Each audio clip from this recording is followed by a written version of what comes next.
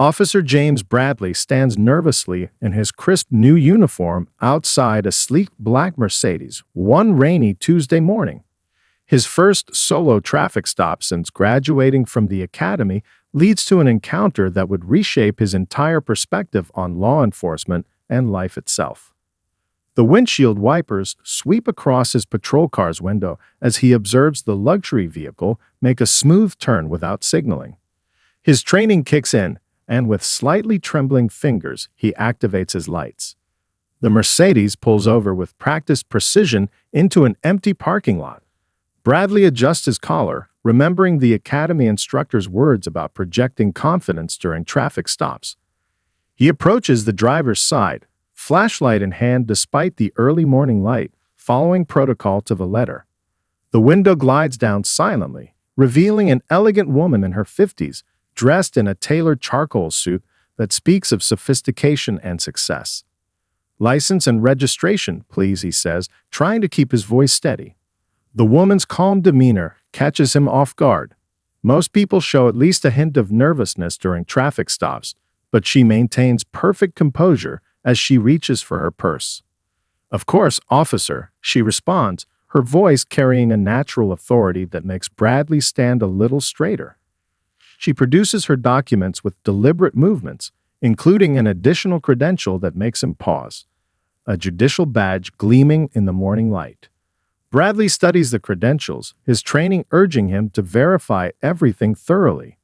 Judge Evelyn Montgomery, Criminal Court Division. The name carries weight, but doubt creeps in. He's heard stories of people impersonating officials, and his instructor's warnings about not taking anything at face value echo in his mind. "Ma'am, I'll need to verify these credentials," he states, maintaining what he hopes is a professional tone. A slight smile crosses the judge's face, not one of mockery but of understanding that makes him even more uncertain. "By all means, Officer Bradley," she replies, having noticed his name tag. "Would you like to call the courthouse directly?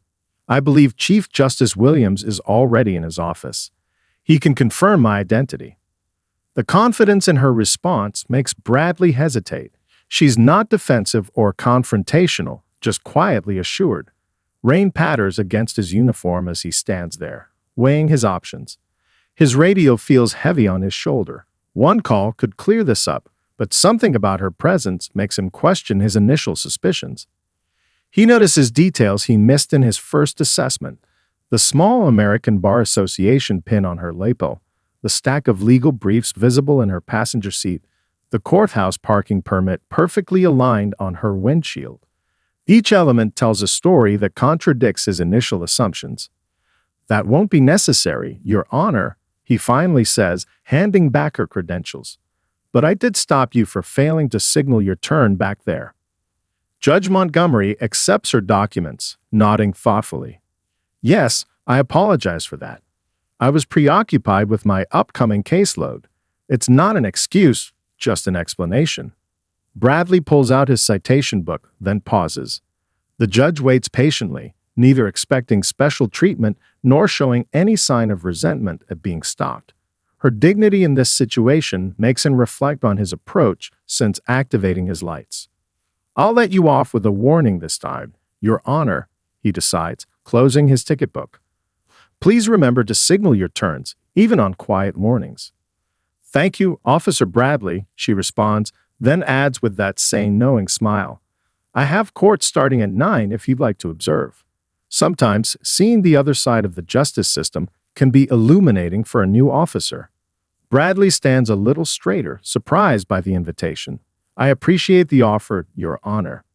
As he watches the Mercedes pull away, this time with a perfectly executed turn signal, Bradley doesn't realize that this seemingly routine traffic stop has just set in motion events that will transform his understanding of justice, privilege, and the true meaning of protecting and serving his community. The following morning brings an unexpected twist as Bradley adjusts his tie, standing outside courtroom 7A. His first court testimony since joining the force feels monumental enough without the added weight of yesterday's encounter lingering in his thoughts. The polished wooden doors swing open, releasing a wave of hushed voices and the distinct scent of aged mahogany. Bradley enters, his polished shoes clicking against the marble floor. The grandeur of the courtroom, with its soaring ceilings and ornate details, reminds him of the responsibility resting on his shoulders. His confident stride falters mid-step when he spots the figure presiding over the courtroom. Judge Evelyn Montgomery sits at the bench, her black robes draped perfectly, emanating the same quiet authority he'd encountered during the traffic stop. Their eyes meet briefly, and he detects a slight sparkle of recognition in her gaze. Officer James Bradley, the court clerk announces, calling him to the witness stand. Each step forward feels like an eternity as he approaches, remembering his rehearsed testimony about a routine drug possession case. Judge Montgomery's presence throws an unexpected variable into his carefully planned presentation. "Please state your name and badge number for the record," Judge Montgomery instructs, her voice carrying the same measured tone from their earlier encounter. No hint of their previous meeting colors her professional demeanor. Bradley clears his throat, surprised to find it dry. "Officer James Bradley, badge number 2275, Your Honor." He expects some reference to their morning encounter, but Judge Montgomery proceeds with standard witness qualification questions as if they'd never met. The defense attorney rises, a seasoned professional with silver temples and a sharp gaze. "Officer Bradley, please walk us through the events of March 15th. The questioning begins, and Bradley finds his footing in the familiar territory of his report. As he testifies, Bradley notices something remarkable. Judge Montgomery's style of conducting the proceedings reveals a depth he hadn't appreciated during their brief encounter. She interjects with precise questions that cut to the heart of matters, showing equal consideration to both prosecution and defense. During a particularly intense cross-examination about his probable cause for the search, Bradley feels sweat forming on his brow. The defense attorney's rapid-fire questions seem designed to rattle him. Just as he begins to flounder, Judge Montgomery intervenes. "Counsel, please allow the witness to complete his answers," she states firmly, giving Bradley a moment to gather his thoughts. Her intervention isn't favoritism. He watches her provide the same protective courtesy to every witness that follows. Through the proceedings, Bradley observes how she manages her courtroom. She shows patience with a nervous teenage witness, firmness with an argumentative attorney, and wisdom in her rulings. Each interaction demonstrates a masterful balance of authority and compassion. As the morning session concludes, Bradley rises to leave, feeling surprisingly enlightened by the experience. The courtroom has shown him a different side of justice, one where careful consideration and respect for procedure protect both the accused and the system itself. "Officer Bradley," Judge Montgomery's voice catches him near the door. "A moment in my chambers, if you please." The request, though politely phrased, carries the weight of judicial authority. The other officers present shoot him curious glances as he follows the bailiff toward the judge's chambers. His mind races through their morning encounter, wondering if he missed something crucial, if perhaps she decided to file a complaint after all. Standing before the heavy wooden door marked Judge E. Montgomery, Bradley straightens his uniform one last time. The bailiff gestures him inside, where the morning sunlight streams through tall windows, illuminating walls lined with law books and framed certificates. Judge Montgomery rises from behind her desk, her robes exchanged for the professional suit she'd worn the previous day. Her expression carries neither condemnation nor amusement, but rather a look of thoughtful consideration that makes Bradley realize this conversation might be about something far more significant than a simple traffic stop. "Please have a seat, Officer Bradley," she gestures to a leather chair. "I believe we have much to discuss." A life-changing conversation unfolds as Bradley settles into the supple leather chair, watching Judge Montgomery pour 2 cups of steaming coffee from an elegant silver carafe. The morning light catches her judicial pendant, sending small prisms dancing across her wall of achievements. "Cream or sugar?" she asks, her voice carrying the same measured tone from the courtroom. Bradley accepts both with slightly trembling hands, wondering if his career might end before it truly begins. Instead of addressing their morning encounter, she walks to a black and white photograph hanging prominently beside her law school diploma. "Do you recognize this building, Officer Bradley?" she asks, gesturing to an image of a modest house with a worn porch. When he shakes his head, she continues, "This was my childhood home. My mother cleaned houses 6 days a week to keep a roof over our heads. That porch is where I studied every night by lamplight because the electricity was often cut off." Bradley finds himself leaning forward, coffee forgotten in his hands. The judge traces the photograph's frame with careful fingers, her reflection overlaying the weathered structure in the glass. "I was the first in my family to finish high school, let alone attend college. Every morning, I watched my mother put on her uniform with the same pride. I now wear these robes." Moving to her desk, she opens a drawer and removes a worn leather wallet. From it, she produces a yellow traffic citation. 30 years ago, I was stopped while driving my professor's car. I was returning it after babysitting his children to earn extra money for books. The officer couldn't believe someone like me had permission to drive it. Your Honor, about yesterday." Bradley begins, but she raises a gentle hand to pause his words. "This isn't about yesterday, Officer Bradley. It's about tomorrow." She returns to her seat, folding her hands carefully on the polished desk. "That traffic stop taught me something valuable about perception and reality. The officer who stopped me couldn't see past his own assumptions, but my professor, the judge I later clerked for, saw potential where others saw limitations." Bradley shifts in his chair, the weight of understanding beginning to settle on his shoulders. Judge Montgomery continues, her voice warm with memory. "I worked as a public defender for 15 years before taking the bench. Every day, I saw people being judged not by their actions, but by appearances, assumptions, and prejudices." Standing again, she walks to a wall of photographs showing her with various youth groups, community organizations, and legal teams. Each of these represents a chance given, a perspective changed, a life potentially transformed. The power we hold, whether behind a badge or behind this bench, comes with tremendous responsibility. "What made you decide to become a judge?" Bradley asks, genuinely curious now. Is earlier nervousness forgotten in the wake of her story? A smile touches her lips as she returns to her seat. "I realized that real change requires more than just arguing cases. It requires creating opportunities for understanding, for growth, for redemption when possible, and justice when necessary. Every person who enters my courtroom deserves to be seen for who they are, not who we assume them to be." She pauses, studying Bradley's face with the same penetrating gaze he'd noticed in court.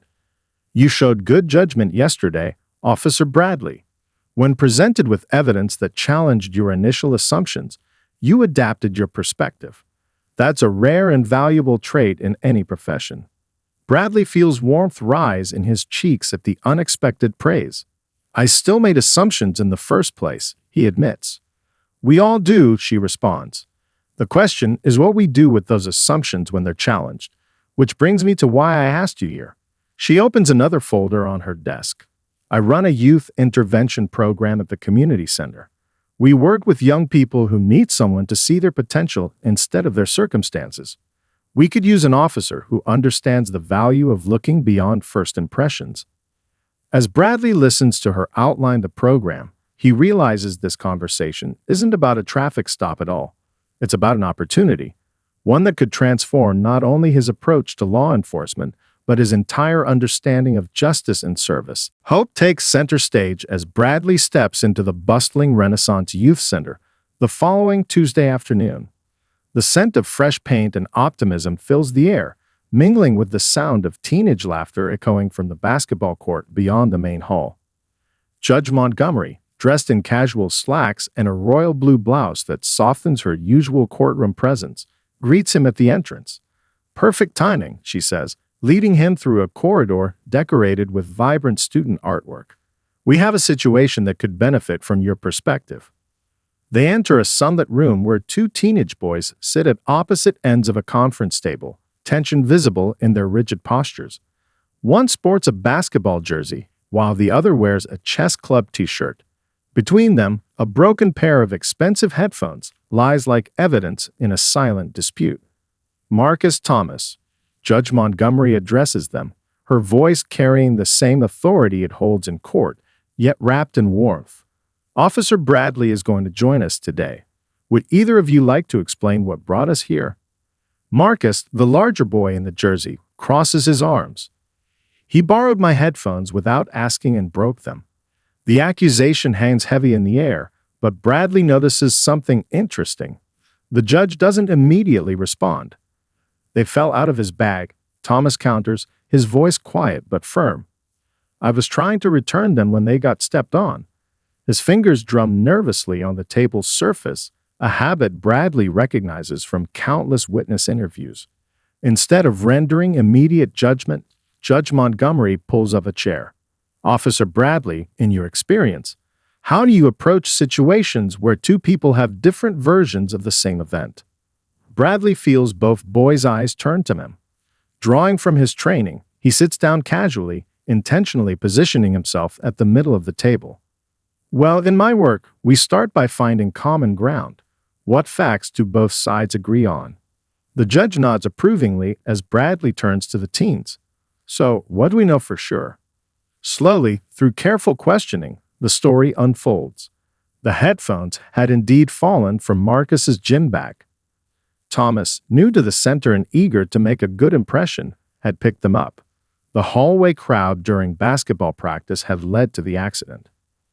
Here's what I'm seeing, Bradley offers, noting how both boys lean in slightly. Thomas, you were trying to do the right thing, but Marcus didn't know that. And Marcus, your frustration is understandable, but maybe there's more to the story than you first thought. Judge Montgomery watches silently as understanding begins to dawn on both faces. Then she adds her own observation. You know, this reminds me of a case I had last week. Two people, both convinced they were right, until we found the missing piece of information that connected their stories. The transformation in the room is subtle but profound. Marcus's shoulders relax slightly. Thomas' nervous tapping stops. Bradley watches in amazement as Judge Montgomery guides them toward a solution. Thomas offering to help pay for repairs, Marcus acknowledging the good intention behind the action. As the boys leave, their conflict resolved, Bradley turns to the judge with newfound respect. That was remarkable, he admits. You never took sides, never forced a solution. She smiles, gathering her notes. The key is helping them find their own way to understanding. Sometimes people just need a safe space to see beyond their first reactions. Her eyes meet his knowingly, much like a certain traffic stop recently. For the next 2 hours, Bradley observes more of the judge's methods. He watches her transform a heated argument about social media drama into a lesson about digital responsibility. He sees her guide a struggling student toward tutoring resources while preserving the girl's dignity. As the afternoon winds down, Bradley finds himself standing in the center's doorway, watching the sunset paint the basketball court in shades of gold. A group of teens waves goodbye, calling him Officer B already, and he realizes something profound has shifted in his understanding of what it means to serve and protect. Same time Thursday. Judge Montgomery asks, gathering her belongings. Bradley nods, already knowing that his regular shifts will feel different now, informed by this new perspective on justice, understanding, and the power of second looks. An unexpected path opens as Bradley pulls into the youth center's parking lot 3 weeks later, his patrol car drawing curious glances from a group of teenagers practicing jump shots. What began as a twice-weekly commitment has evolved into daily lunch breaks spent mentoring, coaching, and learning more than he ever expected. Today, he carries a paper bag containing his lunch and extra sandwiches. He's noticed some kids never seem to have food during break time. The simple act of sharing a meal has opened more doors than any official intervention could have achieved. Officer B calls Marcus, the same young man from the headphone incident, now one of his regular basketball partners. We've got a new kid today. Coach says you might want to meet him. The transformation in Marcus still amazes Bradley, from suspicious teenager to eager program ambassador in less than a month. Inside, Bradley finds Judge Montgomery speaking quietly with a lanky boy who reminds him startlingly of himself at 16. The boy's shoulders carry the same defensive hunch he once wore, eyes darting toward exits like someone used to needing escape routes. Officer Bradley, the judge, greets him with a knowing smile. This is Michael.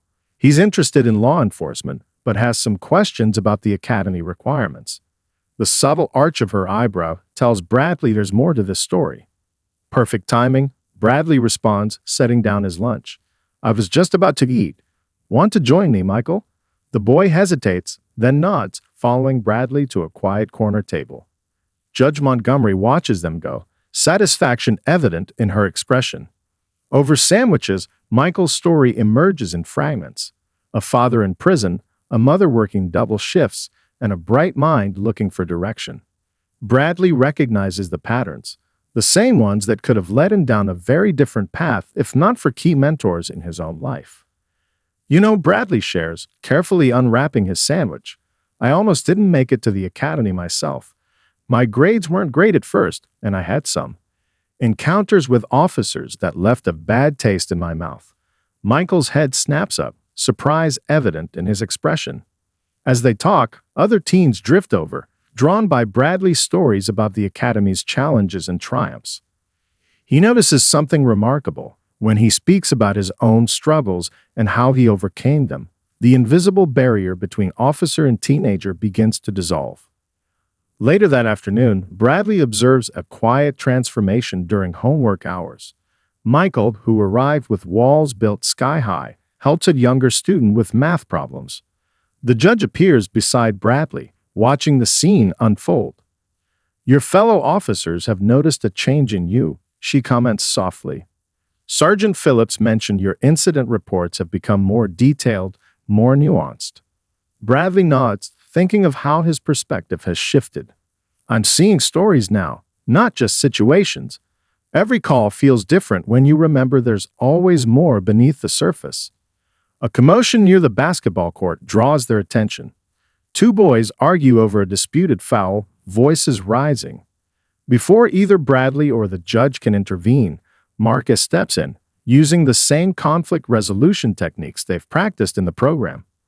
There's your ripple effect, Judge Montgomery says proudly. One changed perspective touches another and another. She gestures toward Michael, now fully engaged in explaining fractions to his young student. Sometimes the best way to heal old wounds is to help others avoid them entirely. As his lunch break ends, Bradley collects his things, fielding goodbye fist bumps and scheduling weekend basketball games. Michael approaches hesitantly, clutching a crumpled academy brochure Bradley had shared.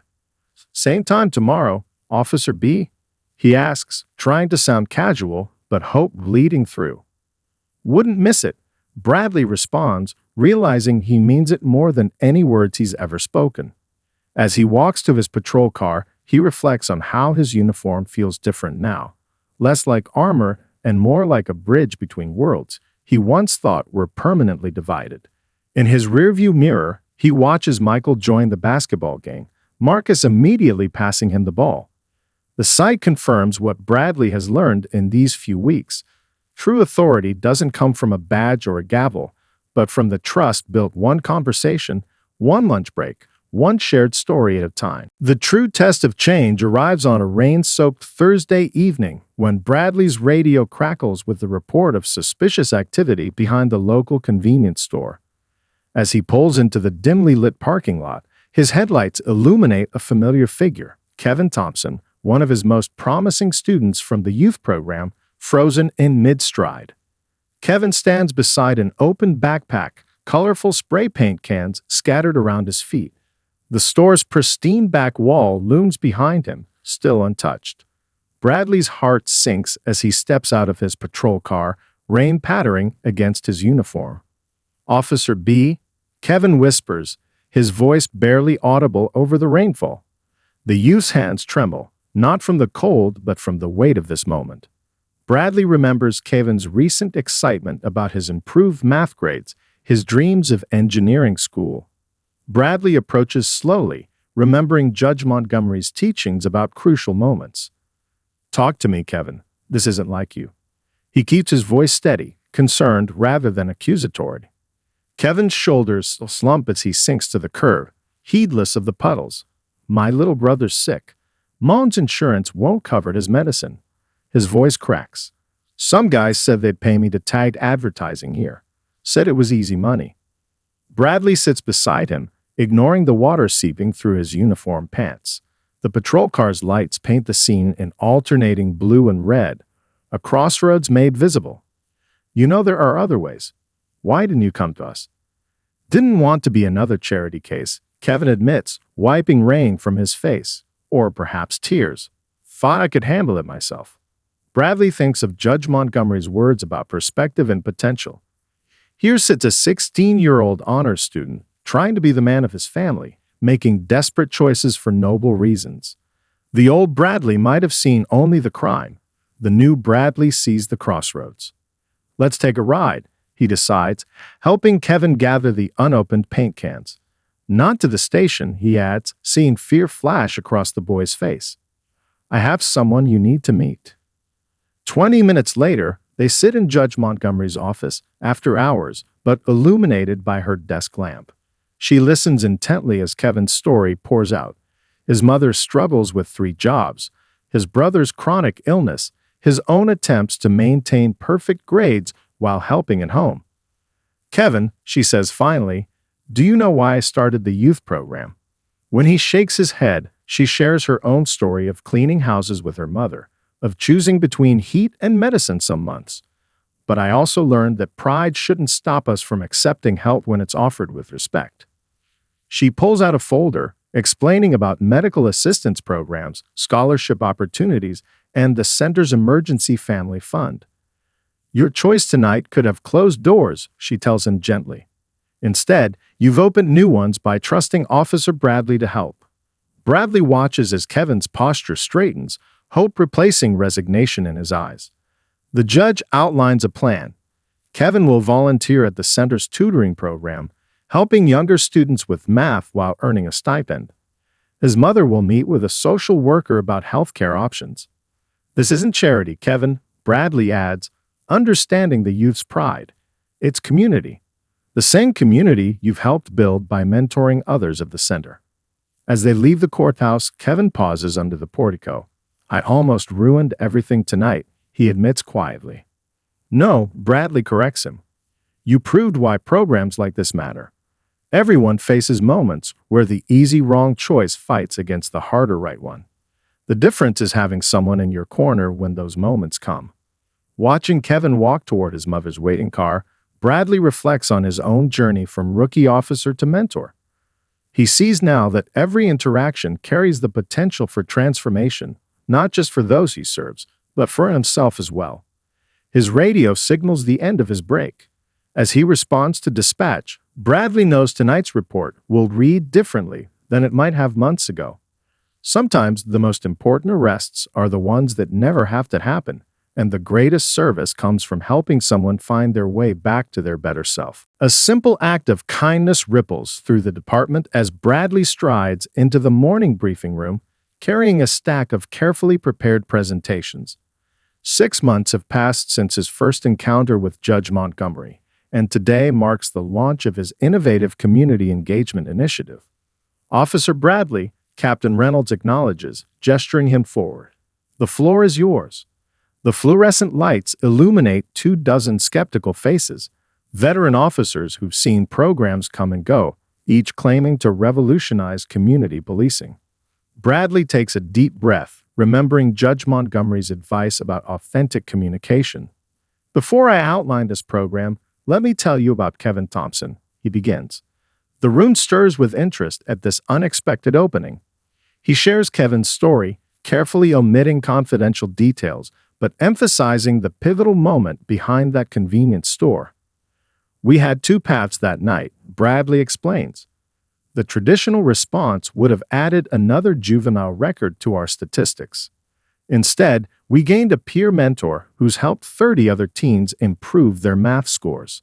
Sergeant Martinez, a 20-year veteran known for his tough stance, raises his hand. Noble intentions, Bradley, but we're not social workers. We're law enforcement. Exactly, Bradley responds, clicking to a slide showing department statistics. In the 6 months since implementing these intervention strategies in my sector, juvenile arrests have dropped 40%. Repeat offender rates, down 35%. We're not just preventing crimes, we're building bridges.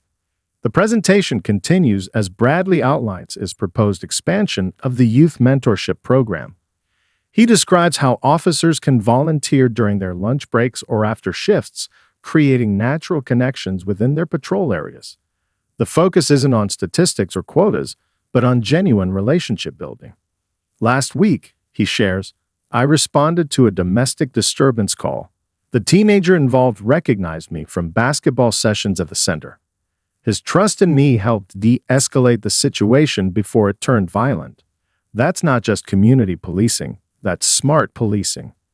As Bradley fields questions, he notices a shift in the room. Officer Chen shares how she's observed Bradley's interactions with local teens, admitting she's already borrowed some of his techniques.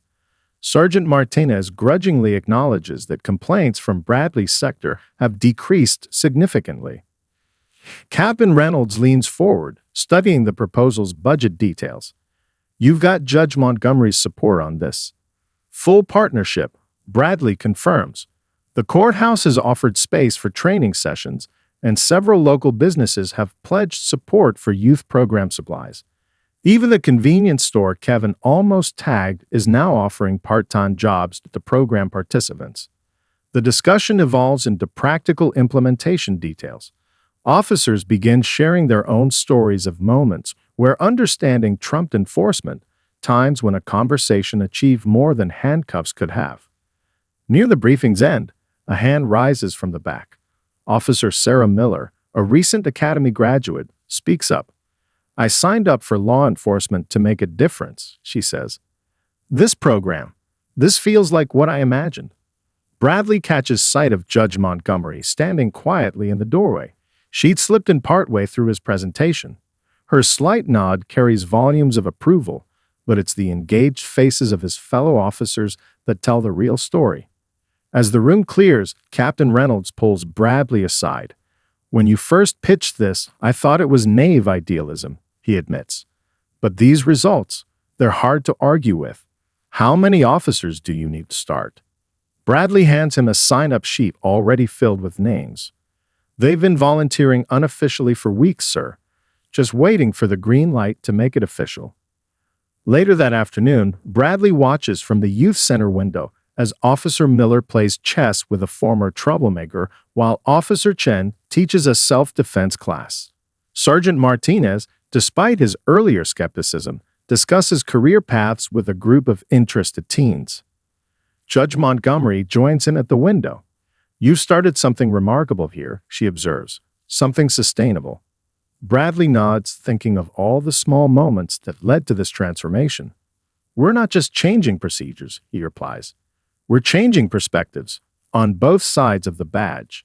Outside, laughter rises from the basketball court where officers and teens compete in a friendly game. The barriers between protector and protected blur into something more meaningful, community. Time reveals the greatest gift as Bradley adjusts his dress uniform in the precinct's bathroom mirror. 1 year has passed since that rainy morning traffic stop, and today he stands ready to receive the department's Distinguished Service Medal for community leadership.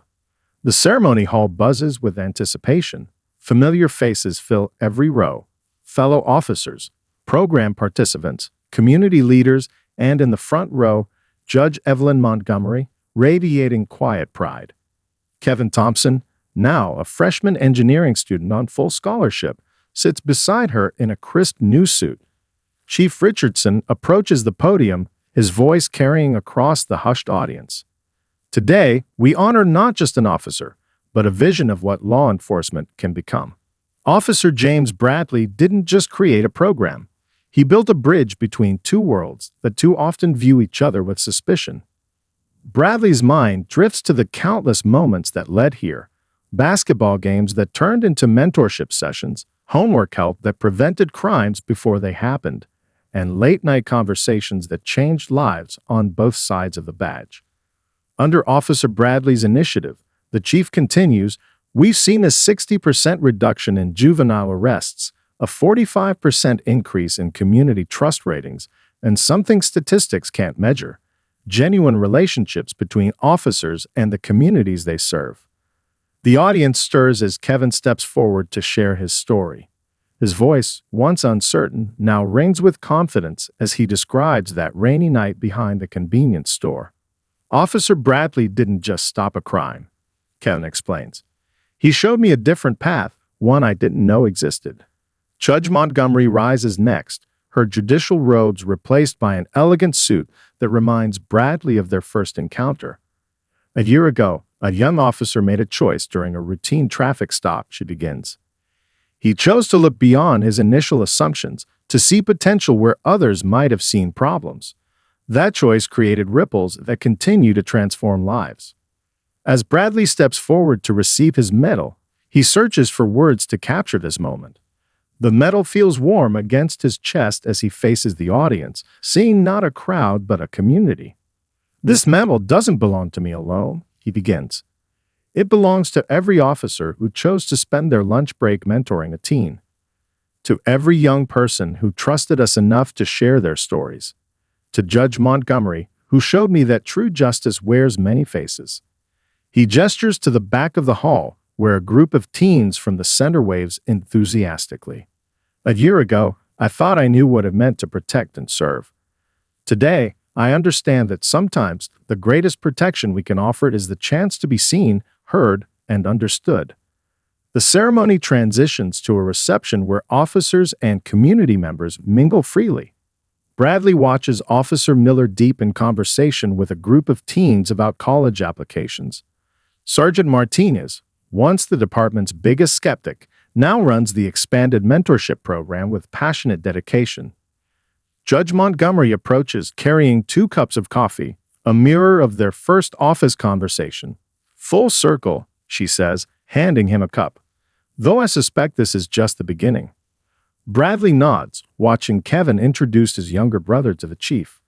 I keep thinking about that traffic stop, he admits. How differently things could have gone if either of us had chosen another path. That's the power of a moment, she replies. Every interaction carries the potential for transformation. You didn't just learn that lesson. You turned it into a movement. As the evening winds down, Bradley finds himself back in the parking lot where his journey began. His reflection in the patrol car window shows more than a medal. It shows a changed man, a bridge builder, a guardian in the truest sense. Tomorrow, he'll return to his regular patrol, but nothing about it will be routine. Every traffic stop carries the potential for understanding, every call an opportunity for connection, every moment a chance to prove that the greatest force in law enforcement isn't authority, it's empathy. A group of teens passes by, calling out, "See you at basketball tomorrow, Officer B." Bradley smiles, straightens his medal, and heads toward his car, ready for whatever the next chapter brings. After all, every ending is just another beginning in disguise.